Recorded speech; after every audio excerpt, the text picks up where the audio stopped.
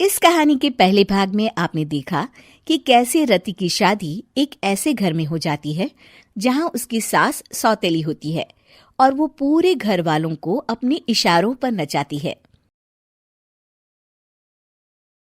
रति छत से सूखे कपड़े उतार कर ले जा रही थी कि तभी उसकी नजर लक्ष्मी पर पड़ती है, जो किसी तरह चोरी से सुनील की अलमारी खोलने की कोशिश कर रही होती है। अरे, ये माँ जी को क्या हो गया? चोरों जैसे क्यों आप मेरी अलमारी खोल रही हैं माँ जी? आपको क्या चाहिए मुझे बताइए। अरे वाह, क्या चाहिए मुझे बताइए। अरे मैं इस घर की मालकिन हूँ, पूरा घर मेरे इशारों पर नाचता है और तुम्हें बताऊं कि मुझे क्या चाहिए? हट यहाँ से। और वो उसे जोर से धक्का देती है। जैसे ही लक्ष्मी रति को धक्का देती है, उसके सर पर चोट लग जाती है और वो बेहोश होकर गिर जाती है। रति के आसपास पूरा परिवार खड़ा रहता है। डॉक्टर जैसे ही उसे देखकर जाता है, रति को होश आता है। अरे बेटा, तुम दूर क्यों खड़े हो? मेरे पास आओ, मैं तुम्हारी माँ हूँ, कमला। रति के मुंह से लक्ष्मी सारंग की माँ का नाम सुनती है तो हैरान सी रह जाती है। क्या बोला रति बहू? चुप कर डायन, तूने मेरे पति और बेटे का हाल बेहाल कर दिया। अब तू मेरी बहू को भी गुलाम बनाना चाहती है? रुक, अभी मजा चखाती हूँ। ये कहकर जैसे उसे पकड़ने की कोशिश करती है, लक्ष्मी वहां से भाग जाती है। लक्ष्मी के जाने के बाद रति अपने ससुर और पति की तरफ देखकर मुस्कुरा देती है। दोनों समझ जाते हैं कि ये रति की चाल है। अगली सुबह लक्ष्मी का पति खाना लेकर खेत में जाने के लिए निकल ही रहा होता है कि लक्ष्मी उसे रोक देती है। अरे कहाँ चल दिए खाना लेकर? आज घर का काम कौन करेगा? तभी पीछे से रति आ जाती है और जोर से चिल्लाती है। कौन इनको काम पर जाने से रोक रहा है?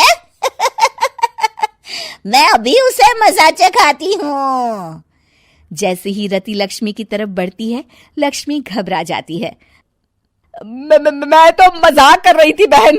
आखिर मैं कौन होती हूँ रोकने वाली? मैं तो बस ये पूछ रही थी कि घर का काम कौन करेगा? कौन क्या? तू करेगी। चल उठा झाड़ू और शुरू हो जा। लक्ष्मी पूरे घर में झाड़ू पोछा लगा रही होती है कि अचानक सामने सारंग खड़ा हो जाता है। अच्छा माँ, मैं काम पर जा रहा हूँ। रति के मामा की फैक्ट्री है, मैं वहां आज से मैनेजर के तौर पर काम करूंगा। सैलरी भी अच्छी है। अरे सारंग, तुझे क्या जरूरत पड़ गई काम करने की? और बेटा, तू बाहर काम करेगा तो इस बड़े से घर को मैं कैसे संभालूंगी? अभी तो पूरा काम बाकी पड़ा है। तभी वहां रति आ जाती है। अरे बेटा सारंग, जा, नौकरी पे जा रहा है ना, जा। और हाँ, आते वक्त घर के लिए सब्जियां ले आना। ये लक्ष्मी बैठी बैठी मोटी हो रही है, जरा काम भी तो कर ले।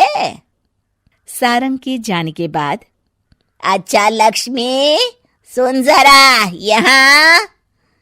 लक्ष्मी अपनी बहू रति को सारंग की पहली माँ जो मर गई है वो समझकर उसके पास जाती है। अरे बहन, ऐसा क्या हो गया जो तुम्हें वापस आना पड़ा? मैं तो बड़े ही प्यार से इस परिवार को चला रही थी। प्यार से तो मैं बहुत साल से तुझे मजा चखाना चाहती थी, लेकिन किसी औरत का शरीर मुझे नहीं मिल रहा था प्रवेश करने के लिए। अब से ना मैं बहू के शरीर में रहूंगी। और हाँ, तूने कोई भी चालाकी दिखाई या मेरे घर के लोगों को परेशान करने की कोशिश की तो तेरा गला दबा दूंगी।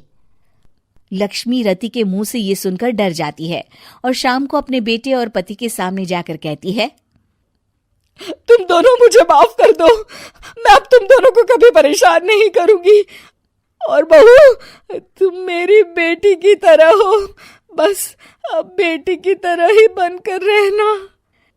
लक्ष्मी उन लोगों को इतना कहकर वहां से चली जाती है और उसके जाने के बाद तीनों एक दूसरे की तरफ देखकर हंस देते हैं।